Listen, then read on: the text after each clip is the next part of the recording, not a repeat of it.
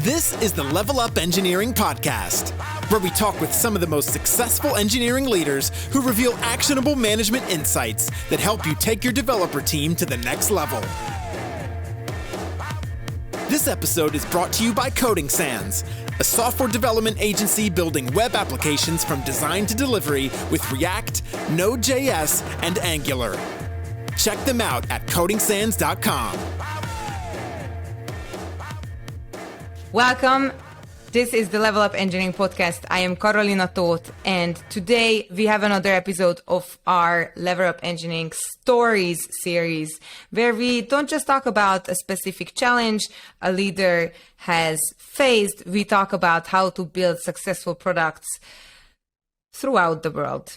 And today it is my pleasure to welcome Lloyd Moore. He is the VP of Engineering at Blockdaemon, and he has some really exciting stories to share with us.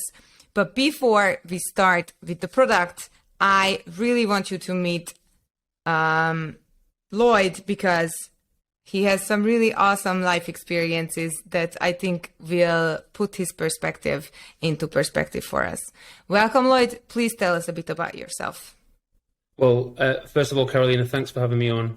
So, who am I? So, currently VP of Engineering at Blockdaemon. Prior to that, I was a software contractor for about a decade.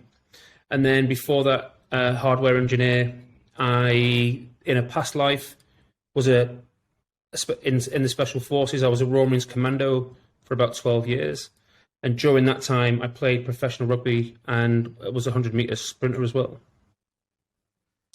So you know all kinds of different challenges that a man has to face, or a woman, but yeah. I do, yeah. Welcome to the show. And for those of us unfamiliar with Blockdaemon, we can find that it's the leading independent blockchain node infrastructure to scale and stake nodes. But please introduce us to the idea of what Blockdaemon does so that we can familiarize ourselves a little more. Yeah, I'd love to. So ordinarily, people would take the software to run a Bitcoin node or an Ethereum node, for instance. However, that software is made in such a way that it's only made to deploy maybe one or two nodes per person. What we do is take that to the next level so that you can deploy not just 10 or 100, but thousands of those nodes. And if you imagine you're an institution who doesn't want to actually manage this themselves, we take on that burden, and we have professionals around the world that make sure that we have uptime, and we've got 24/7 monitoring. We make sure that whilst people are asleep, they don't need to worry. We've got their backs. I love that. Thank you. I think a lot of us need that kind of support in our lives. So I know that you started as chief architect at the company. Could you elaborate a little more as to how you ended up here and what your arch has been while at the company? Yeah, sure. So in other jobs that I've done, I've been, interim CTO, head of delivery, head of software delivery, etc. However, one day I got a call from Mary, who was the project manager at the time, who knew that I'd been parachuted into different projects to recover the process and, kind of bring them back to life. And I came in as chief architect to see if I could identify any weak spots, any pain points. And after a few months, the company asked me if I could lead the initiative to grow and expand the team. And so since then, we've taken the team from 10, and now we're approaching 200 within engineering itself. Wow, it's a large growth for your company as well. Yeah. So, what was the point when you joined the company, or what was the stage of the product? Can you tell us a bit more about that? So it was much less mature than it is today. There were, I believe, 4 or 5 protocols at most that we were running at the time, and a lot of our processes were manual. So this is manageable when you've got maybe 10, 20, 30 nodes. from, one, two, or three different types. Fast forward to today, we've got obviously many more engineers, a lot more automation, and so back then it looked completely different from what it is now. It was a lot of manual stuff and a lot of late nights. What was the process of scaling to such levels? It sounds like you had to do a lot of process improvement and I will venture to say even team building and making sure that people can work together seamlessly, because expanding a team in such high numbers is probably a challenge on its own. Can you tell us a bit more? Yeah, can you tell us a bit more about that? Yeah, so one of the fundamental things that I've recognized with different teams that I've led is the word culture. And without that locked in from the beginning, it really doesn't matter what processes you have, you just won't have the right people, and the right people are essential for any team to win. Regardless of how good the processes are, if those people can't work together, you will not succeed. And if you get lucky, your luck will run out eventually. So one of the things that we did initially was make sure that anybody coming into the organization, especially in engineering, was a great fit, that they were culturally aligned. And obviously we want people that are technically proficient, but we would choose somebody who was more culturally aligned, but maybe not quite as technically proficient as a second person over that other person. And I think that's a large part of our success, and it's allowed us to scale to where we are.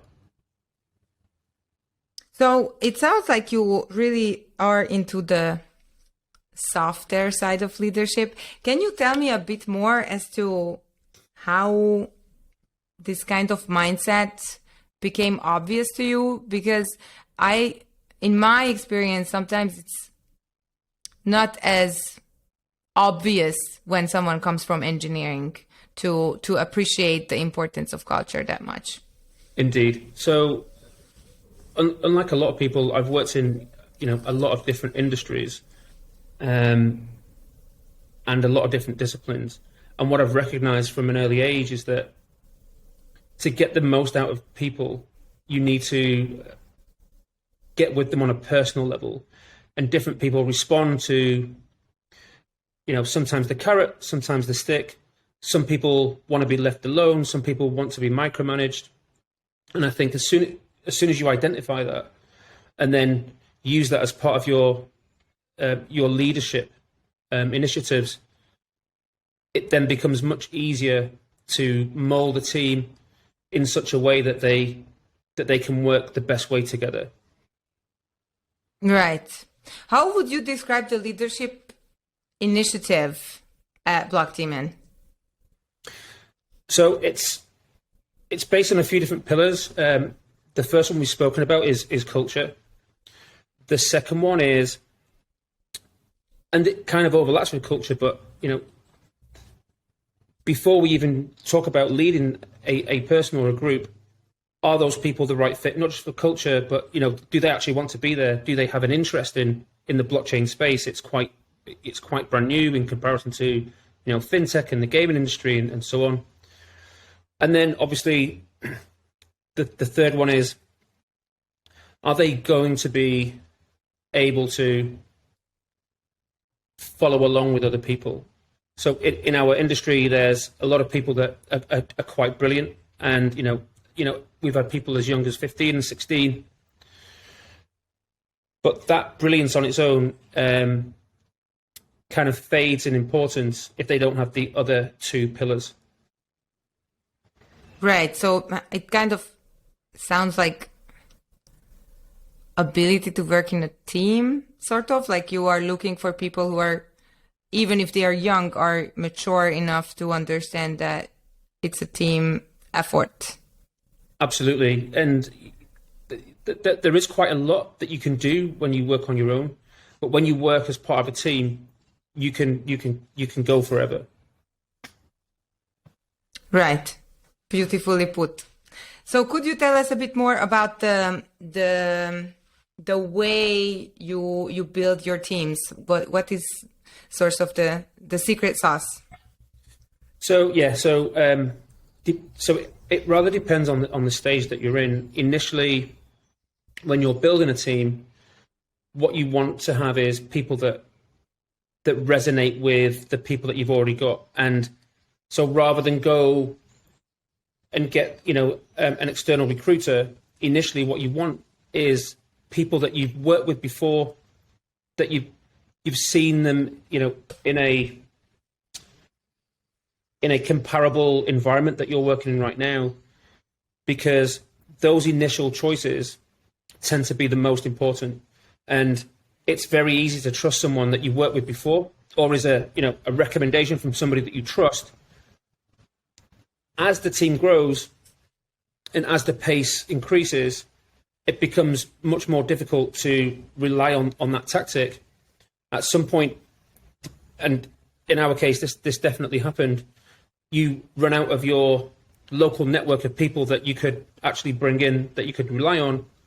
And so, and when you get to that kind of like Series B point, either side, you now need to rely on either in-house recruiters or a third-party recruiter.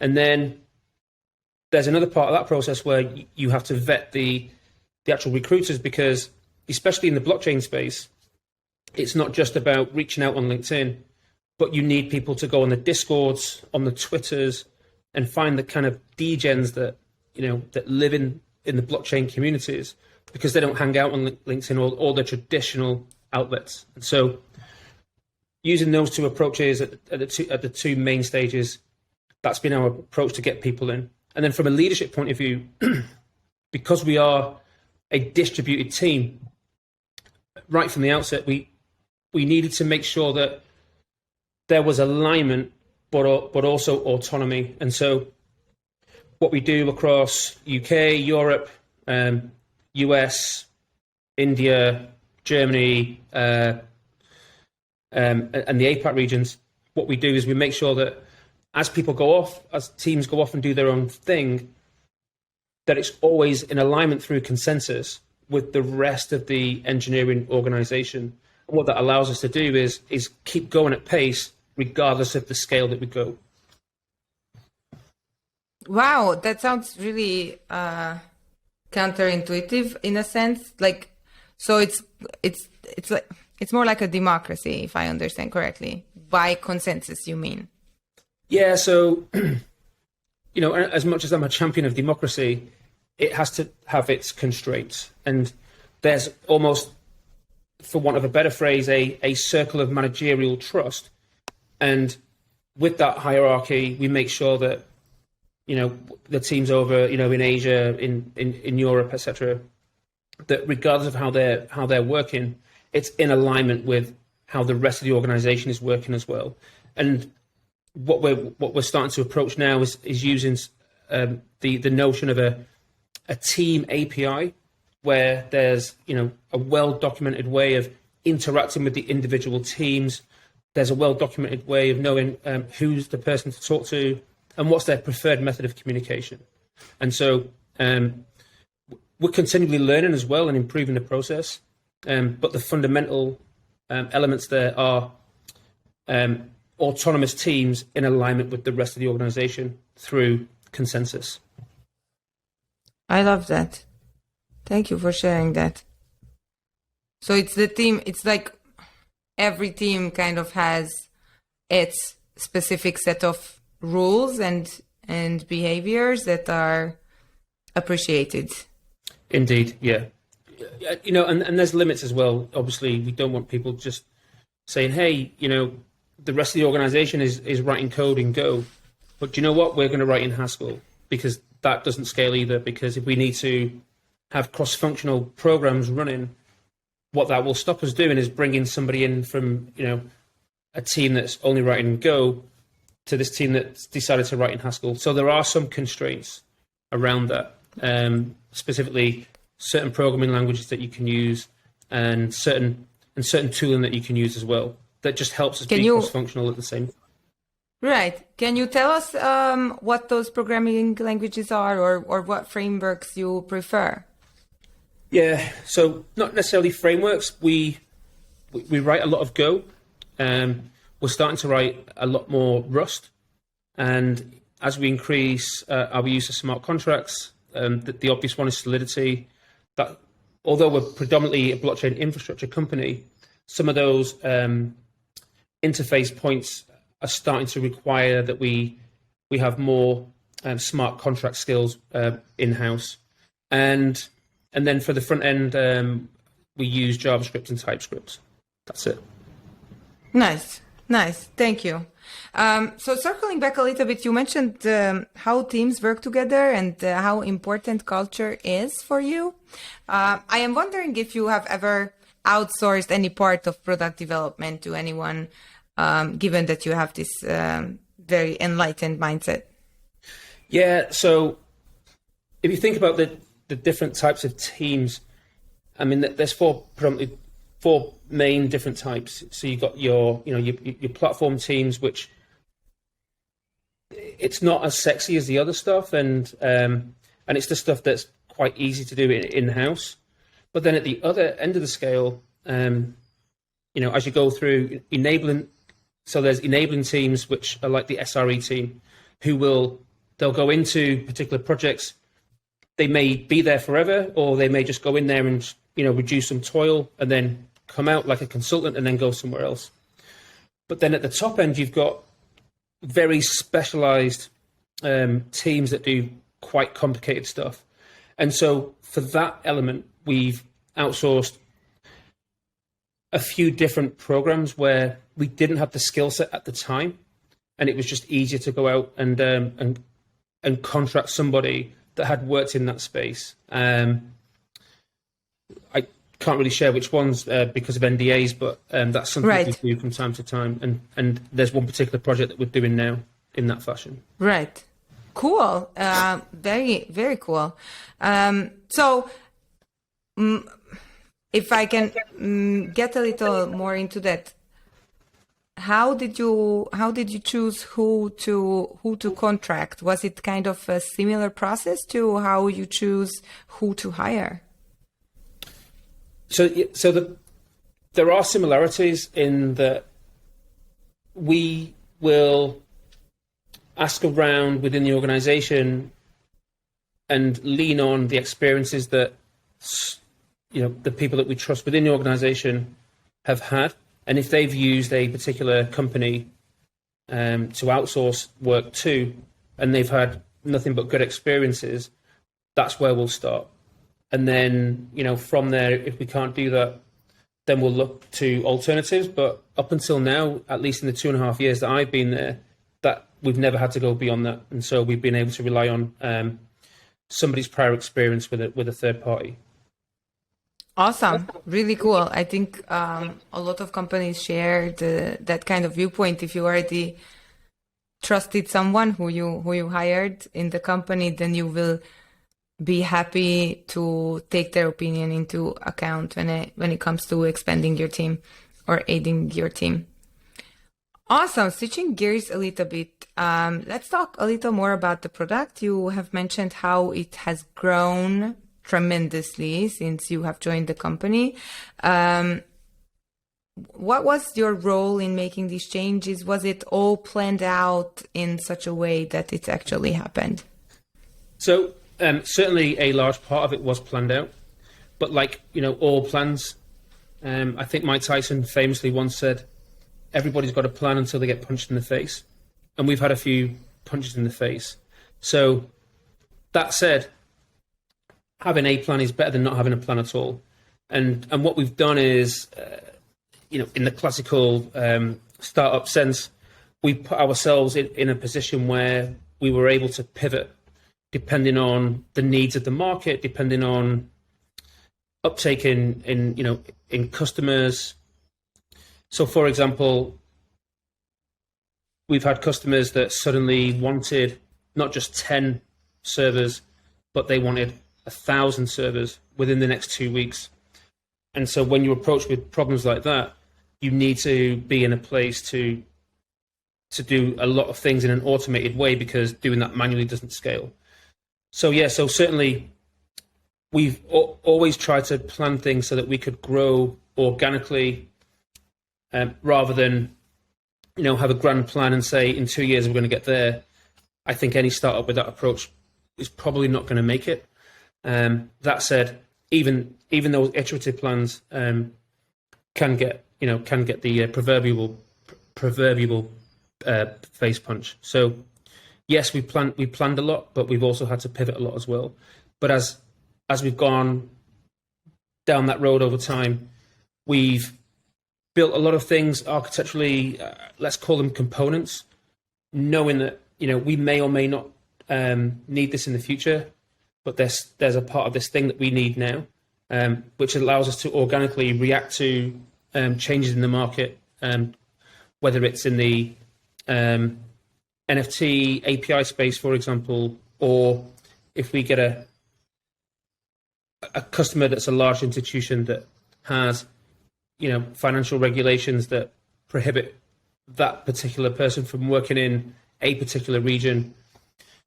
And then another example is having to work not just in the cloud, but also things like bare metal as well. So, initially we started off in the cloud, and now we use not just one provider, but three. And we've also got bare metal providers in every continent on the planet. How cool is that? Can you, because you shared, that it's good to have a plan. Like, what is your favorite plan that actually turned out kind of like it was planned, or if it wasn't, then how did it turn out, and why is it one of your favorites? Yeah. So I think something I could potentially share is Solana. So, our CEO and our protocol team are really good at knowing market trends and using data points. And I'd even go as far as to say that our CEO goes beyond that, and he's got an uncanny sense of knowing what the next 2 years looks like. Solana was one of those where people suspected it was going to be big, but not as big as it became. We planned in front of everybody else to get in a position where we could be the number one provider for Solana. So Solana has some special, rather unique and expensive attributes that meaning that the machines that it runs on, they're quite beefy, they're hard to get hold of. And we also looked at things like the supply chain, the global supply chain. It was becoming more problematic. And of course, now you've still got Shanghai in COVID lockdown, which was a massive bottleneck. But right now, we're good for the next 3 years. So we've got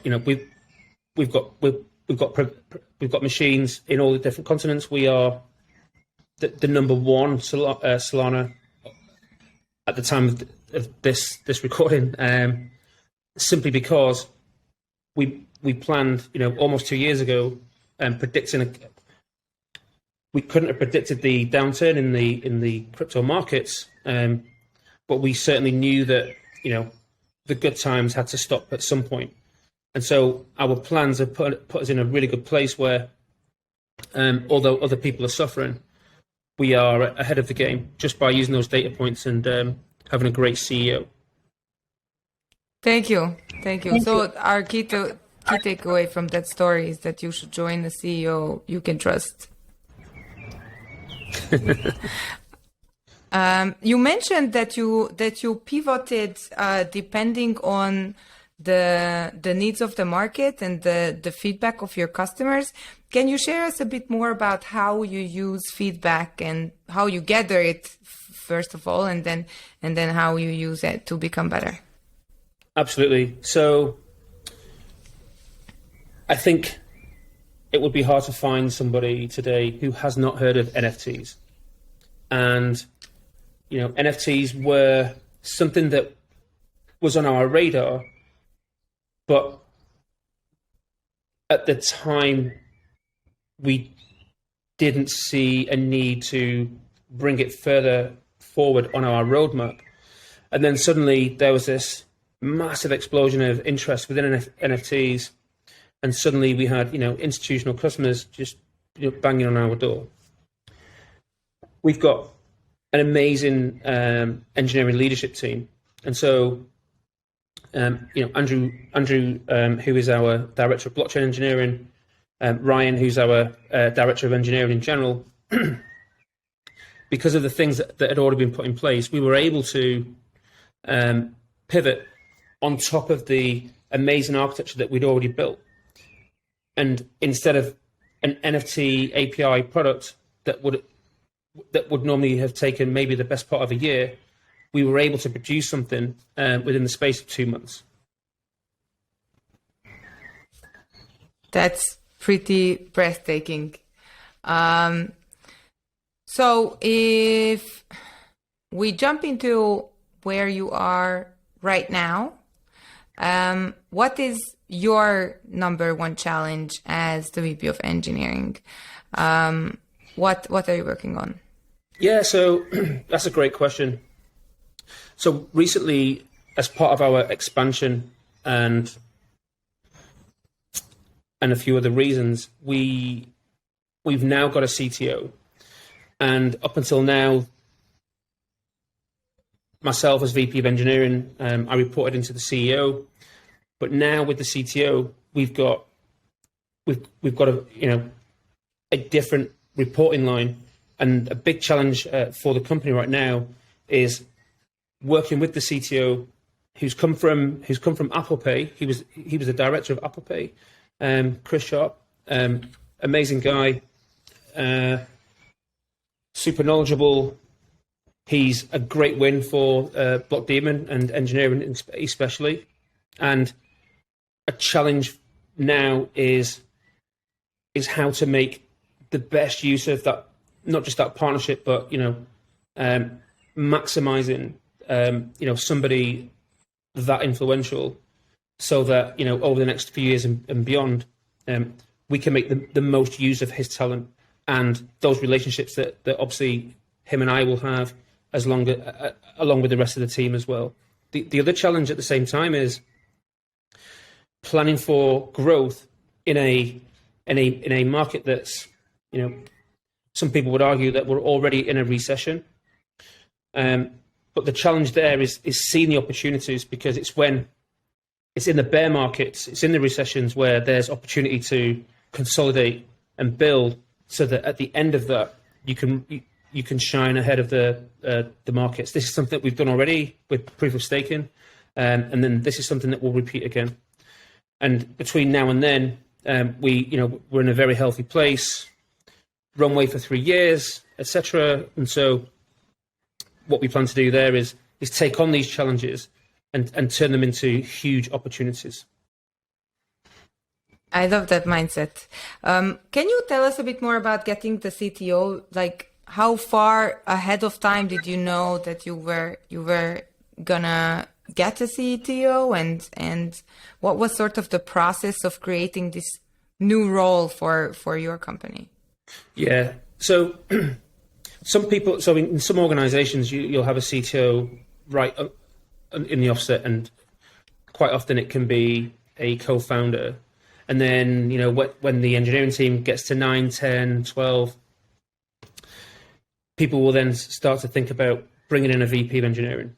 What we did, we knew that at some point we would have a CTO, but it was more important to approach the challenge of building out the team, growing the team, making sure that retention was really, really high.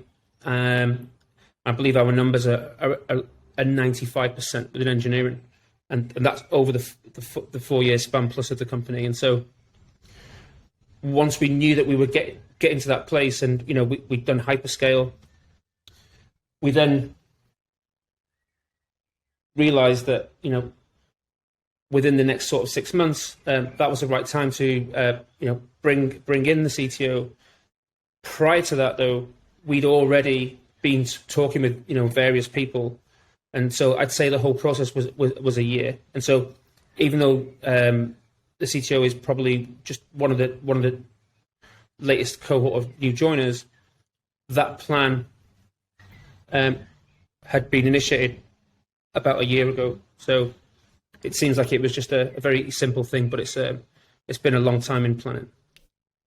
Wow, I love that. I think it comes to show that your point about planning is very important and also very helpful on the long term and even on the short term comfort for people. All right. Jumping in a different gear a little bit because our time is certainly coming to an end. Let's talk a little bit about competition. Do you pay attention to your competition at all, since you are the market leader in the arena where you're playing, or is it just not having a competition kind of? That's a great question. I think if you ask different departments within Blockdaemon, you'll get a different answer. Although I think that it would be naive to not share an interest in who your competitors are, but it's certainly not their story that drives our story. We have a roadmap that's crafted as the world stands today, and as we predict that roadmap over the next few years. And the only changes that will come will be based on market forces rather than whatever, our nearest competitor at the time is going to do. And so, we certainly share an interest, but it's certainly not something that drives what we do. That's a really great answer. I think that gets down to a really subtle difference, but a really important one.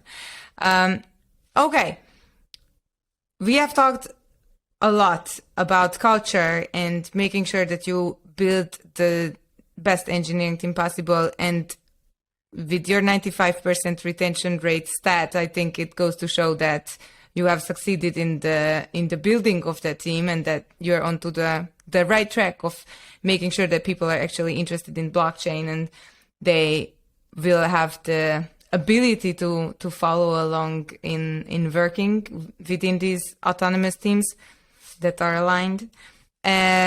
We also talked about the importance. For me, it was a very influential part of what you said, that it's very important to make a really thoughtful initial choices for your team and then go from there, but still be thoughtful as you scale really fast.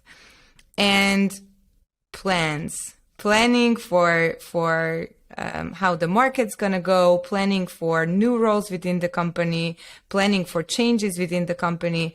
I think a lot of the time are just going with the flow and fail to actually think about what we plan on doing. So thank you for sharing that as well.